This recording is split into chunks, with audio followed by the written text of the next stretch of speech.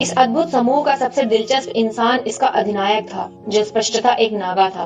वो भी श्वेत था, दूसरे परिहावासियों की तरह, लेकिन अन्य दूसरी बातों से वह उनसे भिन्न था।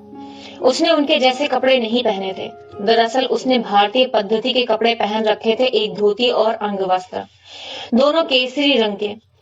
उसकी कमर से निकलता अतिरिक्त अंग बिल्कुल किसी पूंछ की तरह था। वो अपनी ही गति से लगातार झूल रही थी, जैसे उसका अपना ही दिमाग हो। परिहावासी के नागा अधिनायक के शरीर के रोए लंबे थे।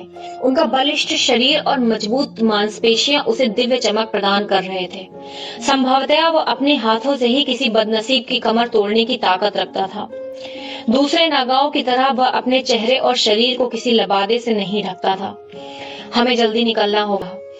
उसकी नाक सपाट थी, चेहरे में दबी हुई। उसकी दाढ़ी और चेहरे के बाल उसके चेहरे के इर्द गिर्द ढीठ की तरह जमे हुए थे। अजीब था कि चेहरे का अतिरिक्त भाग बिल्कुल चिकना प्रतीत होता था। उसके चेहरे पर हल्की गुलाबी रंगत थी। उसके होठ पतले बिल्कुल न समान थे। मोटी भौहें उसकी आंखों की गहराई को और बढ़ा देती थी, लेकिन जरूरत पड़ने पर वे हिंसक भी हो सकती थी। उसका झुर्रीदार माथा उसकी बुद्धिमत्ता को दर्शाता था। ऐसा लगता था कि साक्षात भगवान ही बंदर का चेहरा और इंसान का शरीर लेकर धरती पर अवतरित हो गए हों। हमें जल्दी निकलना होगा। जी प्रभु हनुमान।